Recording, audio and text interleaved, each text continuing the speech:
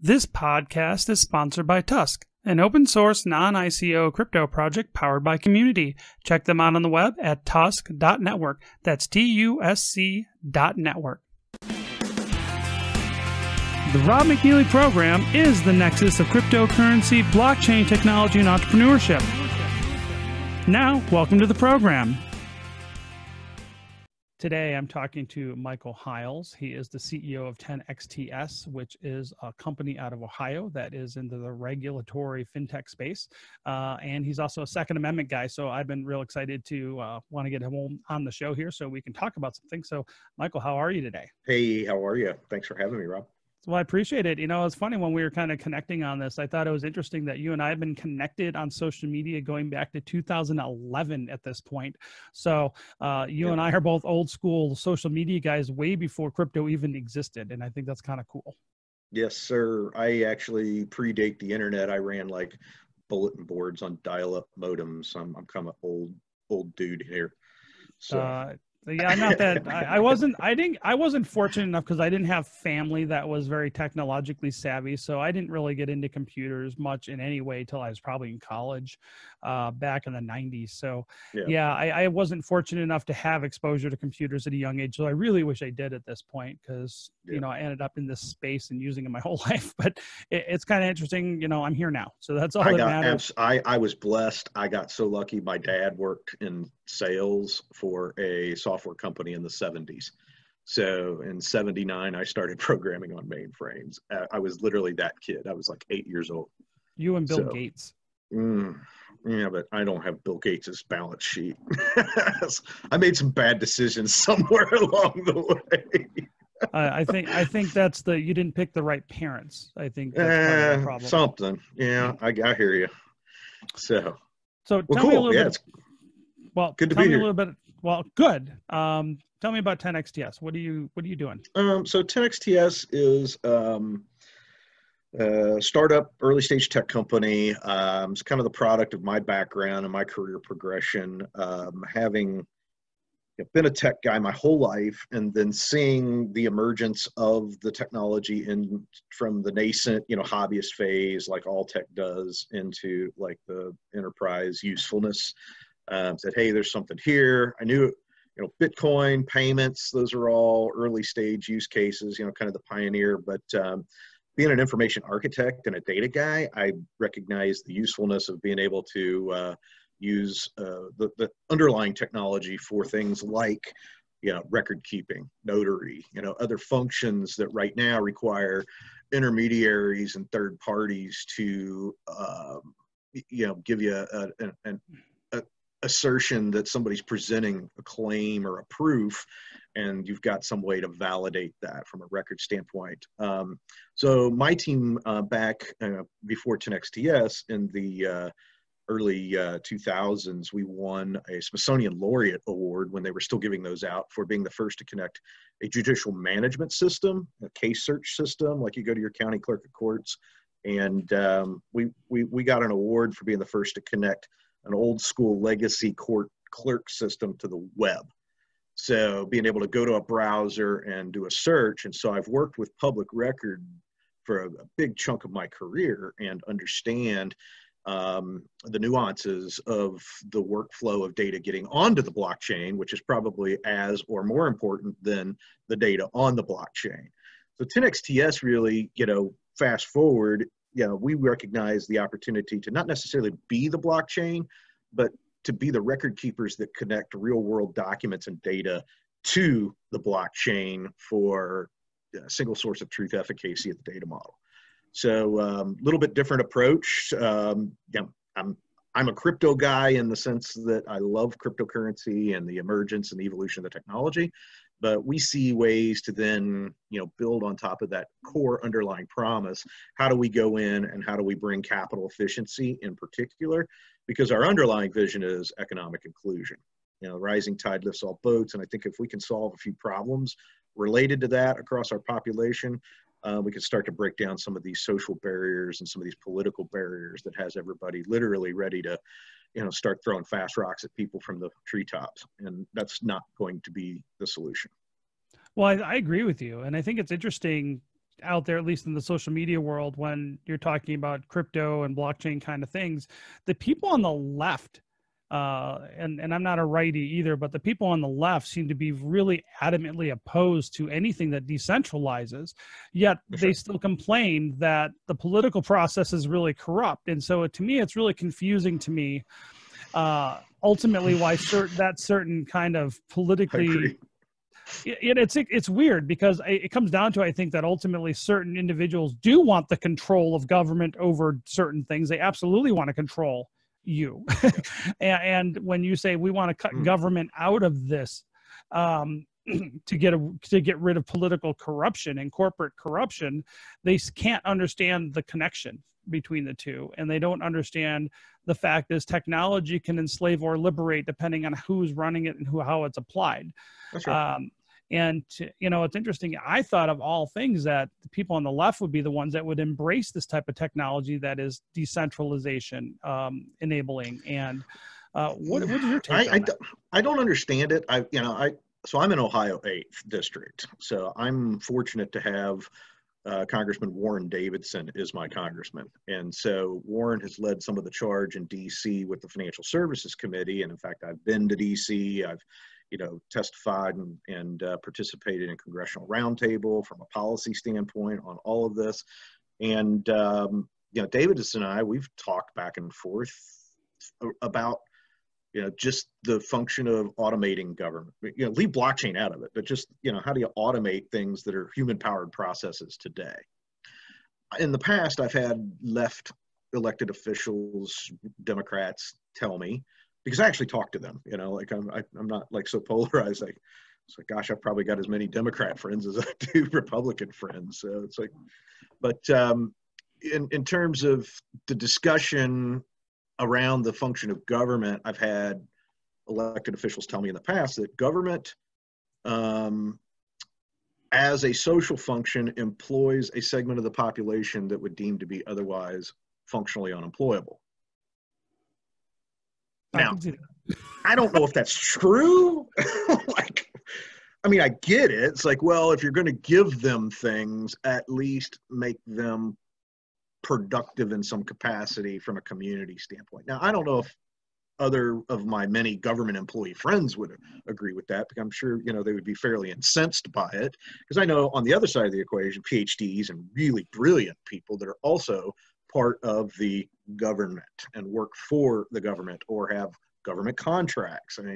So I don't know what that dividing line is, Rob. I really don't. It's certainly interesting when it comes really down to transparency. I think that's the big threshold of, well, we can get away with things the way it works now. We won't necessarily be able to do that if we're subject to some other reporting and transparency regime. I think people are very libertarian when it comes to themselves and very statist when it comes to other people. Do as I say, not as I do. Yeah, I kind of think that's how people are. I think they're wired that way. I think that they want the maximum amount of freedom for themselves, but they certainly want to create rules for other people, maybe as a form of self-defense. Maybe that's why it is that way. Emotional intelligence? I don't know. I don't know what it is. Safety in numbers, fight or flight? I don't know, because I don't want to control other people. So honestly, I don't. Hell no. I don't want the responsibility to control other people. Yep. But there's a lot of people that do think not only that they should do that, but they're entitled to tell other people what to do. My mother is a great example of that. Is she a Karen? Yeah, my mom would totally be a Karen. That's why we don't get along very well. Totally. It's all about the rules and, Schnell. I got. So my parents, it's funny because my parents, I grew up in the Detroit area and we were, my dad was a conservative, like they were conservatives. So they were huge rule followers. That was their mindset. But they also didn't understand that a lot of the rules were designed. They didn't see how rules screwed them. And I remember this one time, and it was one of the first times I kind of had an understanding of that maybe things aren't always what I thought they were, like when I was 10. And I remember maybe 9. And my neighbor's dad across the street ran a construction company. And my dad needed a load of dirt. He had a dump truck kind of thing, the neighbor did. And my dad, and I was really good friends with the son. And my dad says one day, you know, your buddy's dad's a tax cheat. And I'm like, what are you talking about? He's like, well, he made me pay him in cash. He didn't want me to give him a check. So he doesn't want to pay taxes on that. I'm like, that sounds like a good deal. I was like 10. I'm like, what? Why would you want to pay tax? And it, but that's called none your business. But it left an impact. I mean, I'm going to be 48 this year, you know, and I'm like, that left an impact on me because I saw like, well, why should he have to pay taxes on that? Like I was just a kid, right? I didn't know, but my dad, who was like this, basically he was a teacher. He was a rule follower. He was locked in as an employee, miserable in his job. And the neighbor was self-employed, had his own business. And it was just interesting to me how what I remember about that is my dad was incensed by it. Like he felt it was unfair that this other guy didn't want to pay whatever the taxes were or whatever, you know, and it's interesting because I remember that to this day and it left an impact. But I also see, you know, my dad, if you ever read the book, Rich Dad, Poor Dad, my dad was the poor dad and had that mindset. It was very, this mentality that if someone else gets ahead, they're getting screwed in some way. But I look back now and even then when I was growing up, I saw that my parents made their own decisions that made their own lives miserable. And it's funny because even as a kid, I remember, I'm going into therapy now, but I remember as a kid, you know, we're Gen X guys, man. I mean, we're getting to that point, right? We got to confront these things. Dude, no crap. But I remember when I was a kid, like I would tell my parents when I was like in my teens, because I was working and I was a busboy of all things at one point, making like really good money in a high class hotel and stuff. And I was making more money than my mom, like literally. And I said, Mom, why are you doing this job that makes you miserable? I have security. I'm like, no, you don't. Yes, I do. No, you don't. You don't have any security. They could fire you tomorrow. You have no control over it. And I recognized that as a kid. And it was interesting how like it made us clash. And so when it comes back around to like, why do certain people want to control other people and why they reject these kind of decentralized technologies, I always think back to my parents because they're that quintessential Karen kind of person that wants to do that. And it's like, wow, you guys are brainwashed. That's all I can think of. They're just brainwashed.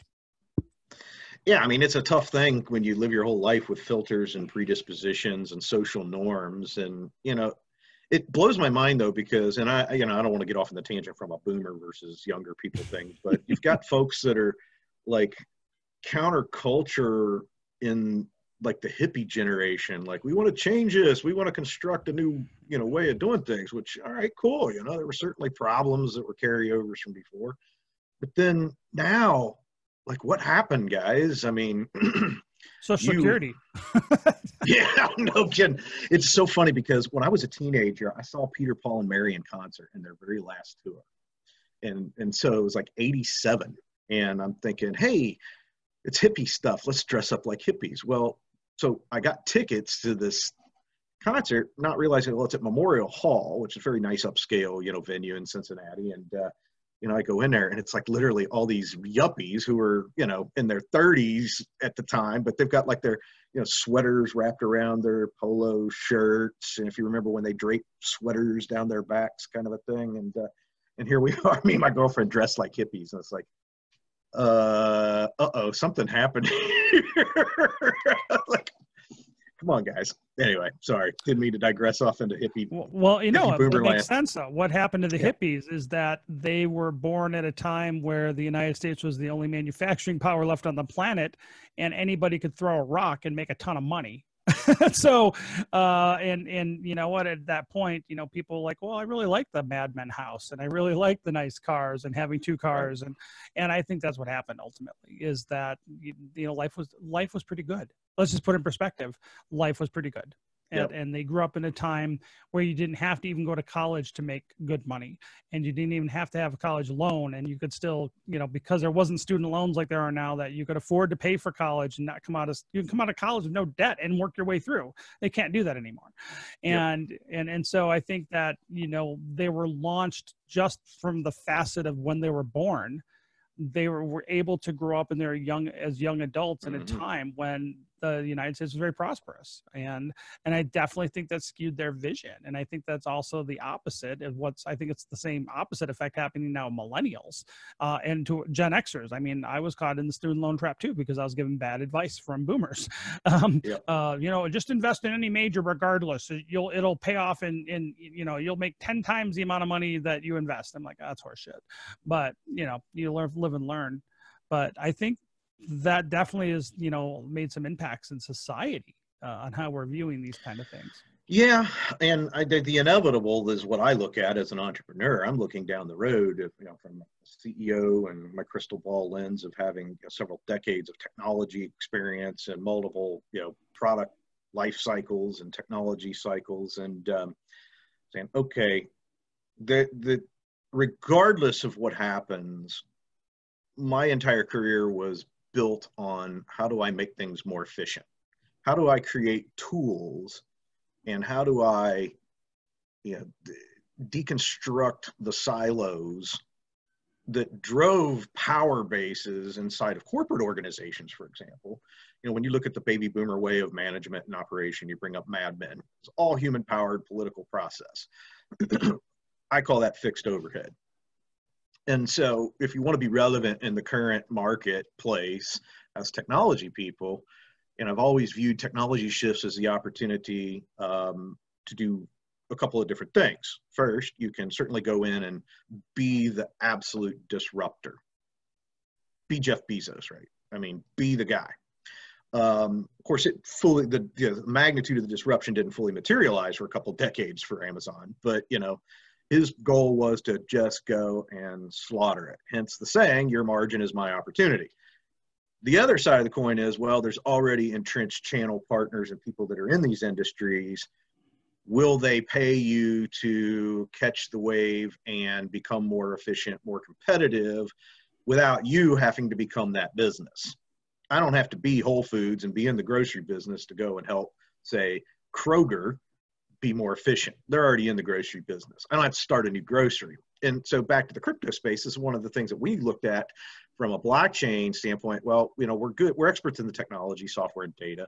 How do we then identify the opportunities to go to existing markets? Whereas a lot of people are saying, oh no, we want to become a broker dealer. We want to become an exchange. I'm like, heck with that. That comes with a lot of regulatory overhead, responsibility, compliance, things that, that's not what we do, right? We could, but I would rather be the guy that says, I'm the expert at the tool.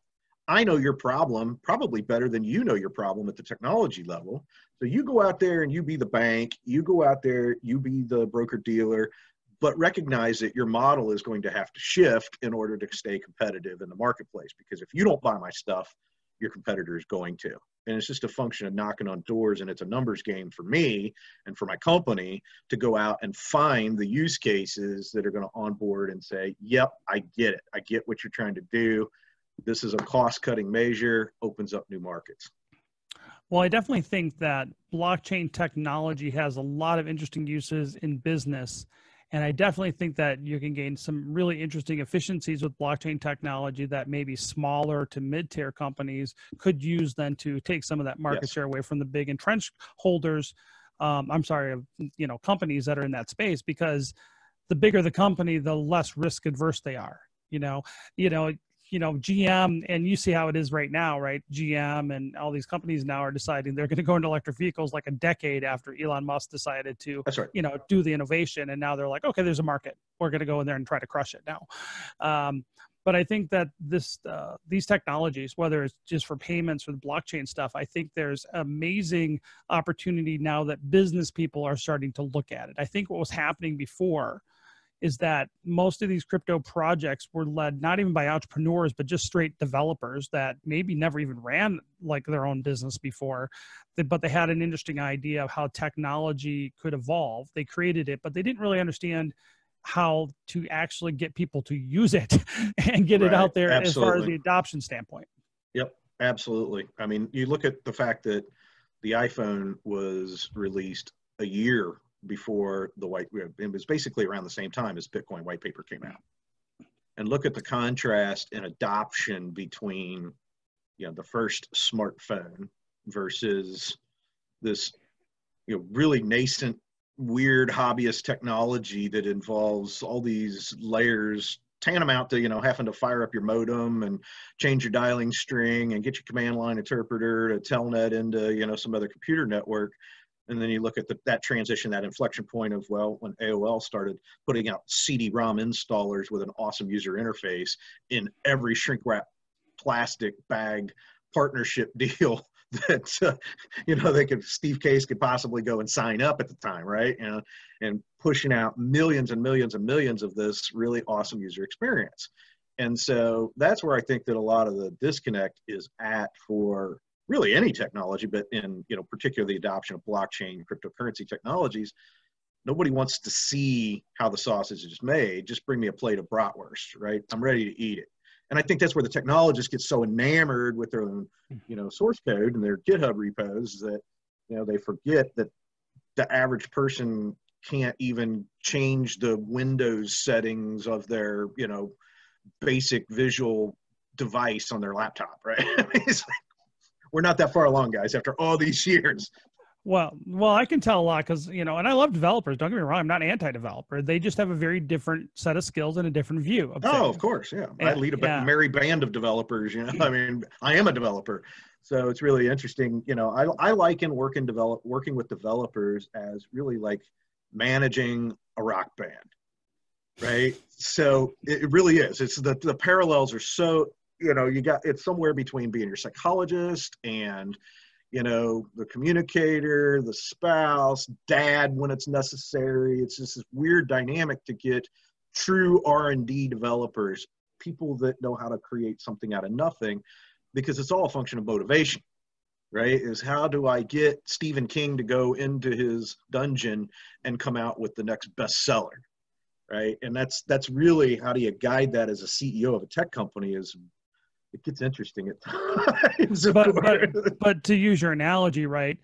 There's no person in their right mind would let the band determine the marketing and promotion strategy for their album. No. They have no idea. They're out there on the street corner just, doing the, minstrel for free with the hat, like busking in the subway, right? Exactly. And so that's part of the problem with a lot of developers and engineers. This is just an engineering mindset. I've worked in a lot of engineering companies, big companies, and this is pretty consistent, is that the build it, they will come mindset. This is what it comes down to. And unfortunately, build it and they will come doesn't usually work. That's right. It's a myth. And it doesn't matter if you have the best technology. It doesn't. The best marketed technologies are the ones that win. And what that means is, even if you have the best technology, if you don't have a way and a strategy to put that solution in the hands of the people that it solves their problem, it doesn't matter. It's not going to get adopted. And it's funny because I'll have this discussion with engineers, and a lot of them, they think they're smarter than everybody else, and that's okay because they need to be smart. But if I said, an engineer has to have a certain skill set and intelligence level, and it's a trained career path that they're a professional, they would all agree with that. But then I said, salespeople and marketers are also a skill set that go through training and experience and professionals too. Yeah. And they'll say, no, that doesn't matter. Anybody can market. I'm like, that's horseshit. That's absolutely nonsense. The disconnect that I've identified is this magical little thing called empathy. Right? It's like engineers are very rational construct, logic, A plus B equals C. And as we know, human beings are also very emotional, and we all share 11 of the same emotions. And you've got the, wannabe Spock engineers over here. Well, that just doesn't make sense. And like, well, of course it doesn't make sense, because people don't make decisions, particularly make decisions to buy things based on making sense. No, they're going to absolutely make an emotional decision.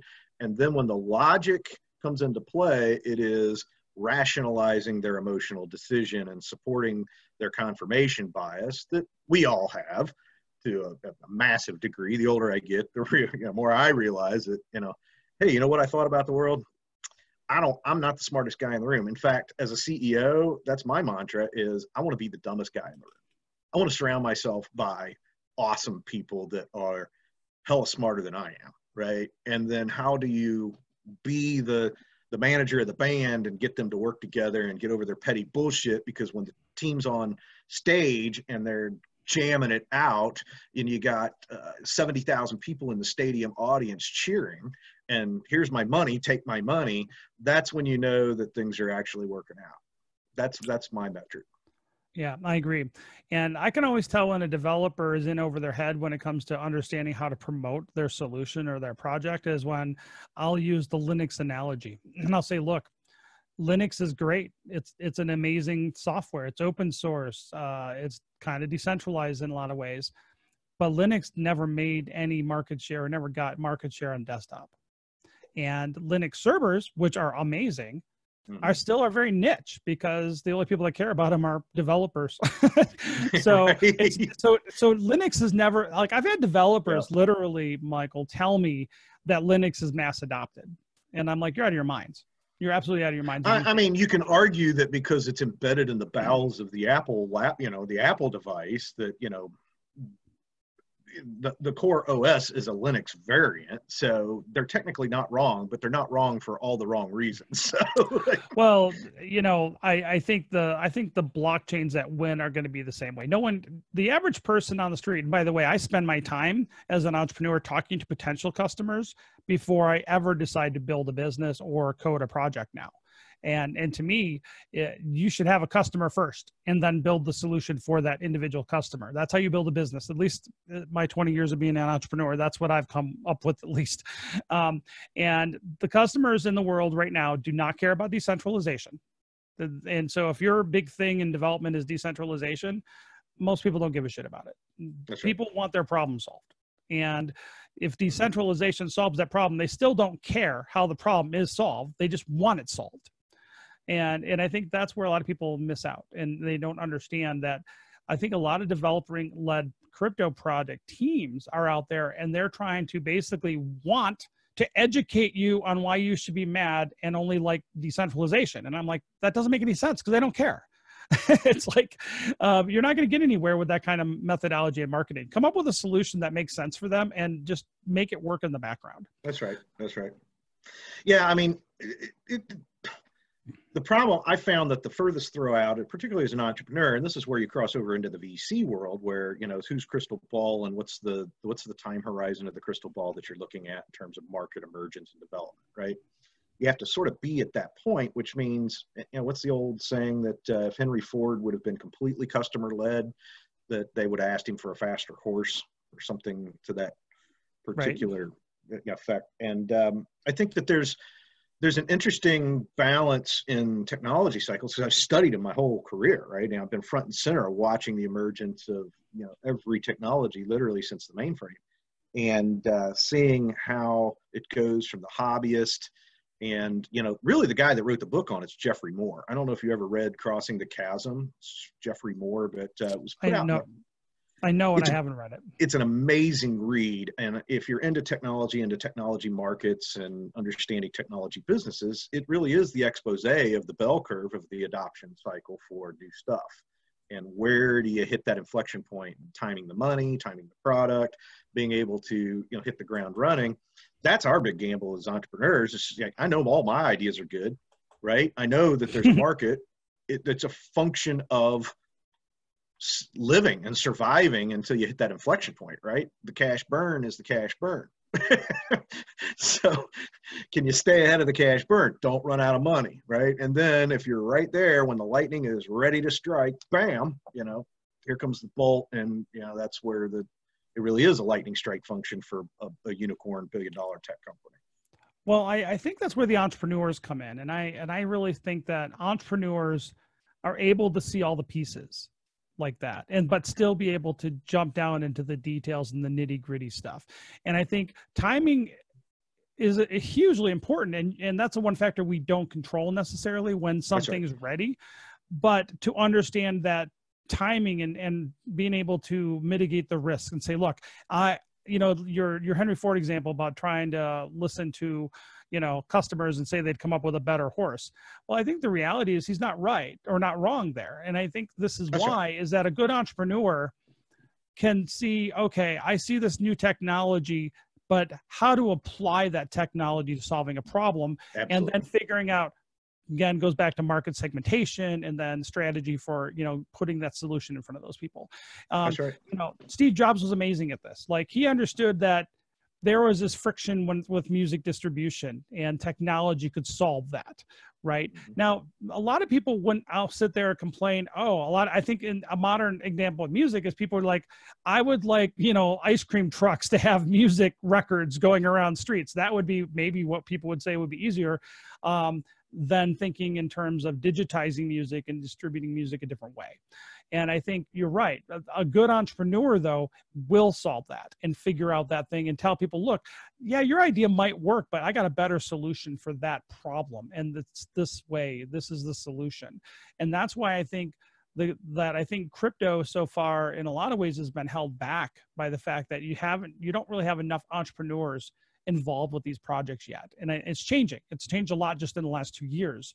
But so much of it right now has been led by developers who are build it and they will come. And I think that that's changing. And they definitely don't know securities laws, because unfortunately funding and financing a project on a purely decentralized basis and how it was funded has certainly run afoul of the regulatory regime. And that's why we just filed a Delaware C Corp and sold equity, like everybody else. Is like, guys, this is how it goes. We'll get there.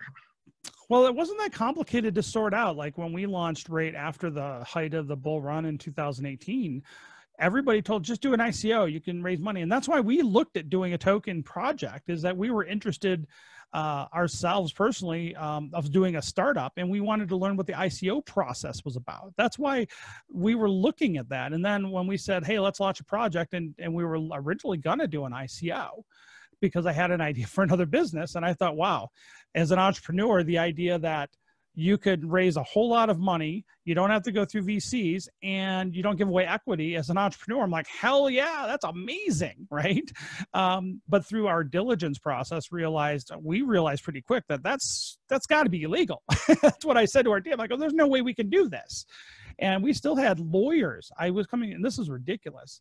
I'm not a lawyer, but I work for a lot of lawyers in my day job.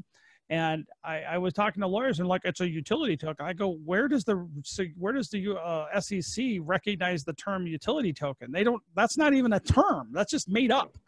And that's why we launched originally the way we did. So we're not a security, but it's interesting. Like, pretty much every ICO in the United States was in illegal security. It's like, yep. And you and I were talking a little bit about that online, about the securities and the ICOs and where that is right now. What do you think is going to happen with the ICO world? I mean, going forward, it's an amazing idea that you can raise money this way, but I also think there's a lot of problems with that.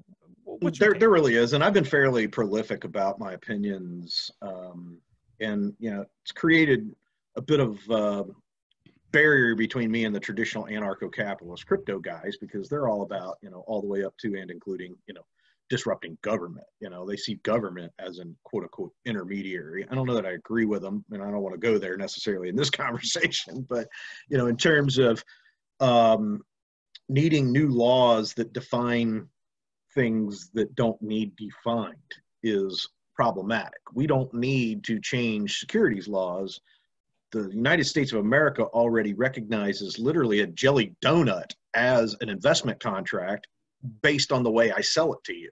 If I promise you a rate of return that if you buy this jelly donut from me today for $100 and a week from now you can sell it for $1,000, get in on it now, FOMO, right? That in that instance created a de facto security. That's a problem for people out there on YouTube with their unregistered broker-dealer status of pimping a particular quote-unquote opportunity, right? And that's where the SEC, very adamant, and I agree with it, because when you remove, particularly in finance, a certain amount of regulation, the bad actors immediately move in. The SEC doesn't care, right? The only thing they care about is protecting the actual individual from fraud, and information disparity is what creates fraud. And that's the reason we have this robust set of rules that has transformed America's financial market into probably the most stable equity market in the world consistently over time.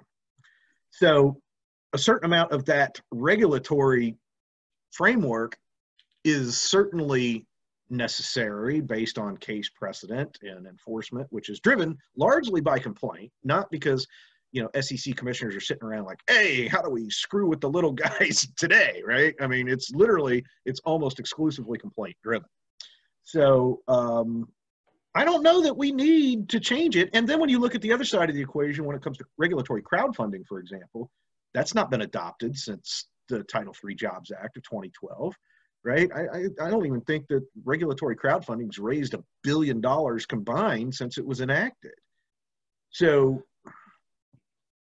I think my take is, and having not been originally a securities guy, but when we launched 2 years ago, I took a deep dive and learned as much as I could about securities offerings, and at the state level, federal level. I took like a deep dive for 6 weeks, and I felt very comfortable at that point of my own opinion that every ICO was illegal under US law at the time.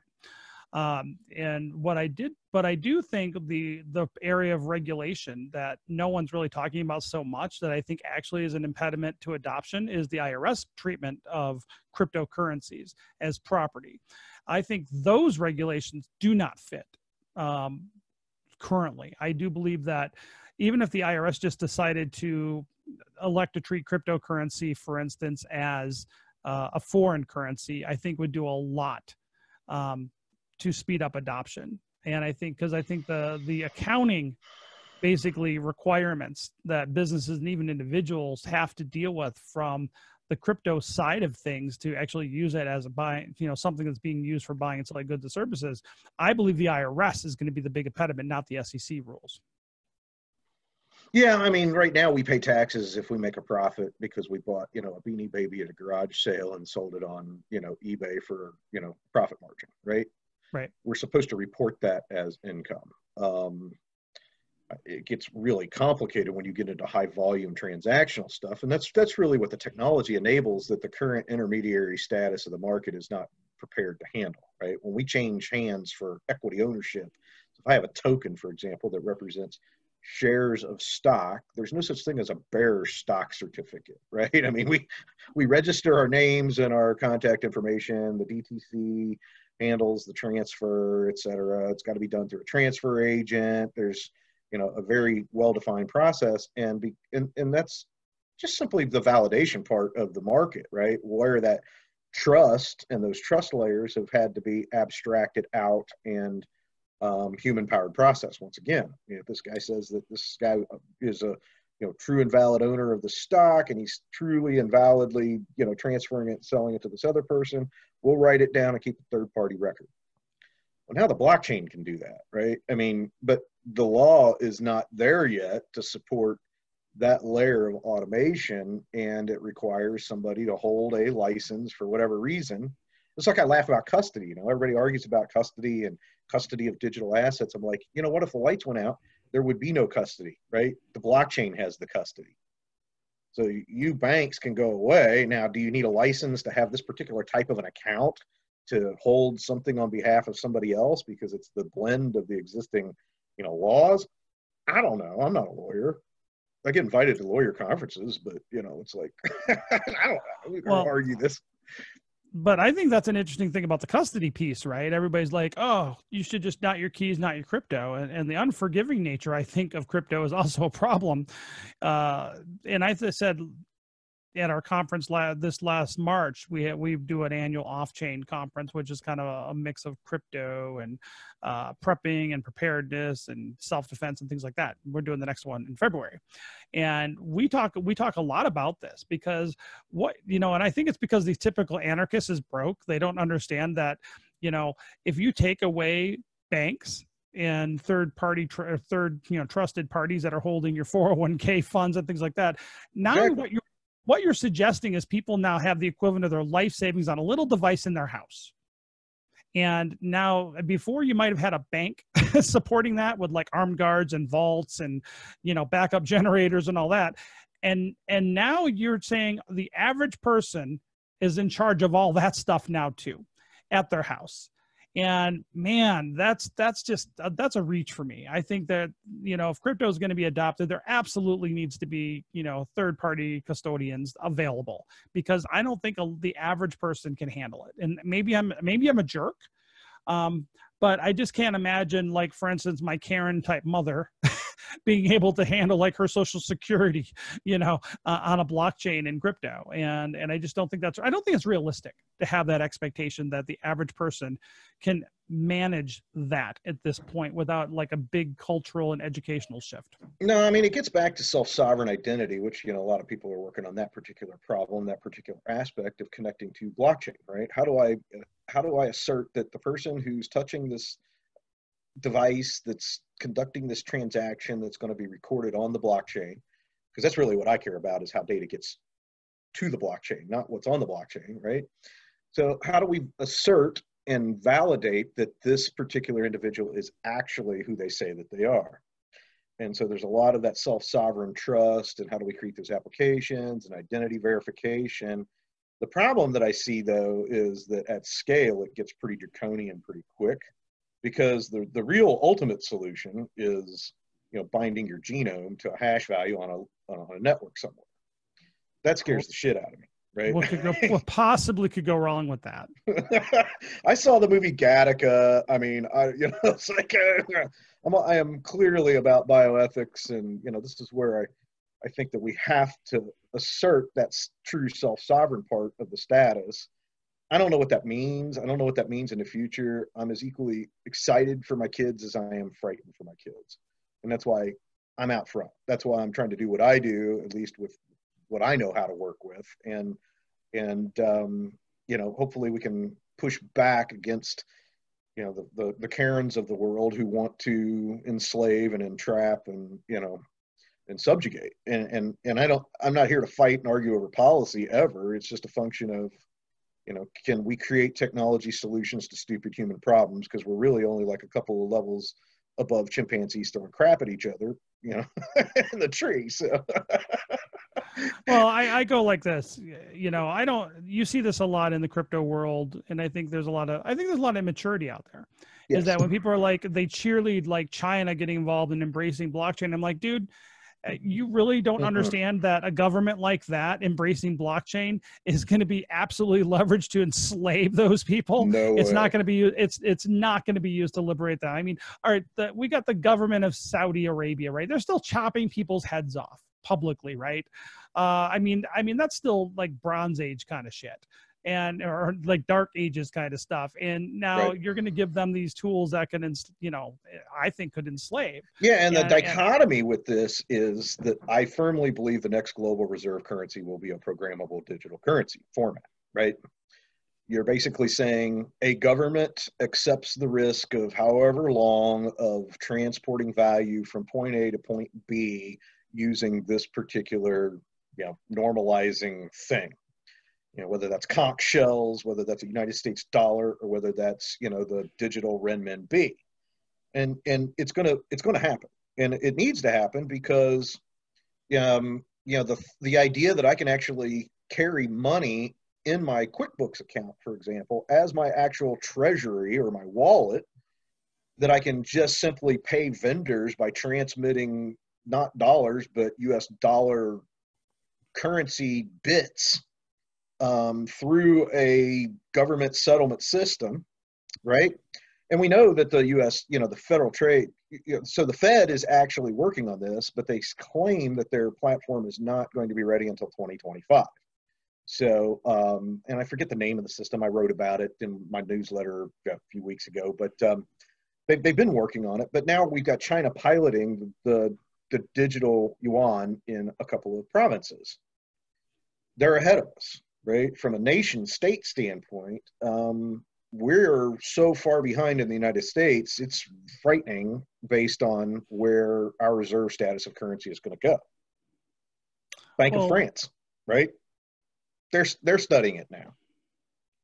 Well, I do believe that at some point the US dollar will no longer be the reserve currency, and how that plays out for the average American, I don't think is going to be positive, to be honest. But I mean, that brings us into the next phase, right? I think you and I both agree that technology is useful, but it can be used for good or bad. I think it's just That's like right. any tool, right? But just like guns, right? Guns can be used for Absolutely. self-defense, or they can be used to commit crimes. That doesn't mean that the tool's bad. It just means that it's better to have the more guns in the hands of good people than in the bad. And I think that's where we kind of also, you and I kind of overlap there politically. So recently you've been leading a little campaign in Ohio. Tell me about that.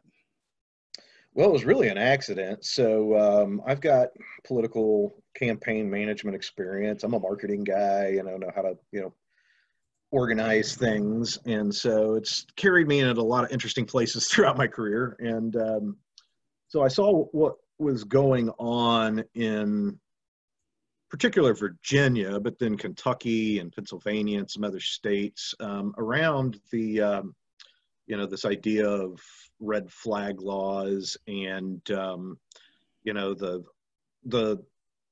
ability for the government to suspend your rights without due process and come in and confiscate anything that you own out of your home, particularly one that has been enumerated in the Constitution of the United States of America and defended multiple times through multiple Supreme Court cases. And here we've got people, saying, nope, we're going to come in and we're going to take away your gun. And I guess that was really a wake-up point for me to see how they're scrambling in Virginia, for example, to solve the problem.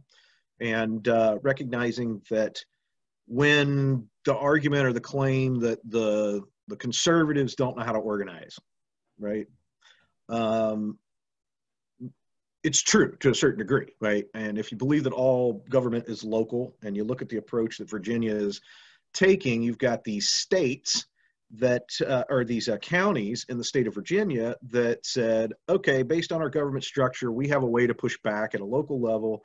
We can have our county pass a resolution that essentially defunds enforcement activities of infringing enforcement, is what it's called, that's directed by the state. Now, I'm not a constitutional scholar by any stretch of the imagination, so I can't get into the, is this largely just a symbolic thing? Are there other things to take into consideration? I don't know, but I know that when I go down to my polling precinct to vote on everything, it starts with local, right? I mean, I have local bond issues. I have local candidates that are being elected to county offices. And we don't have the kinds of networks and communication frameworks, particularly in the state of Ohio, to rapidly organize and coordinate across the state teams that are essentially decentralized, right? You're talking about a decentralization, but how do you get teams of committed volunteers, citizens to work in their county? We have 88 counties in Ohio. And how do we get them to coordinate and work together to also pass model resolutions around this particular Second Amendment issue of red flag laws? Not just for these things, but then also in the future, when somebody comes along and says, oh, we're going to take this other right. How do we organize and structure and construct our response in particular? And it goes back, if you do a little homework, in the War for Independence, how the colonial, the colonials and the individual colonies and the cities and the towns and the villages operated for nearly a decade leading up to the actual war, was they created a de facto shadow government coalition of people, and they called it a community, or a committee of safety. So there was there were several iterations of committees, and it was just regular people, regular prominent citizens in the community that operated in a fashion to be communicators, to network with each other, and then ultimately to take action at the local level when necessary. But then how do I coordinate around with the other folks, right? And so it's the same communication distribution model, right? It's how do you decentralize a organizational structure and target a particular issue in this case, passing red flag model ordinance or model resolution language at the county level, and then leaving the framework in place, in particular in the state of Ohio. We are a state that enjoys the opportunity to put a signature campaign initiative onto a statewide ballot to even modify our constitution as a state. But that requires all the draconian, regulations that they put in front of us. We have to gather so many signatures within a certain amount of time, and have so many counties represented, et cetera, et cetera. So, so I started this little group on Sunday, literally 5 days ago, just to sort of, trial balloon. And I created a Facebook group. It's private, it's hidden. You have to know somebody. So there's a velvet rope. We don't take all comers. You have to literally be invited in. And it's still this phenomenal chaos. But we went from 0 to like 12,000 members of this group in 5 days. Just people Wow. blowing this thing up because it really is a hot issue. It's a big thing. And I think that's something you definitely need to work on, because that's amazing that people are that concerned. And here in Utah, we are seeing something very similar happening to getting a lot of the gun rights groups are getting out ahead of some of the ERPO stuff that's coming out of our own state legislature. And you would think a state like Utah, which is definitely conservative in nature, that gun control bills wouldn't be something that you would come up with. I think I was told that there's going to be multiple gun control related bills coming out of the state legislature, at least coming out of committee, that, we're going to have to face here. And I think that's what's going to happen. I mean, in this country, we definitely have multiple cultures in this country, from the coast and the Midwest and the mountain states, where literally people are very anti-gun, have never seen a gun before. They've never actually shot a gun or been around a gun, but they definitely want to tell the other states what they can and can't do. And I think, unfortunately, that's going to change, because we are culturally very different. And I think in the future, and I don't have a crystal ball, but I think in the future, if there's a time of crisis where, say, maybe it's an economic collapse where the US dollar, kind of tanks or whatever, I believe the United States will break up, because I think we're too culturally different now in many parts of the country. What do you think? I mean, I don't want to see my nation balkanized, because what that means is that the power centers and the resource centers are all going to be concentrated in urban areas. And I mean, I don't want it to turn into Judge Dredd, right? With the megatropolises and then the wasteland in between. If that's what happens, then obviously if we're in the wasteland in between, we are far more suited to take care of ourselves and restore a certain amount of functional self-governance and community alignment at the localized level. My town has literally, my county seat is my town. Now I'm wedged between a couple of bigger metros, but I live north of Cincinnati, and my town has 8,000 people in a county of like 45,000, right on the border of Ohio and Indiana. And I think that we can probably figure out how to put some seeds in the ground and work together to, restore a certain amount of community.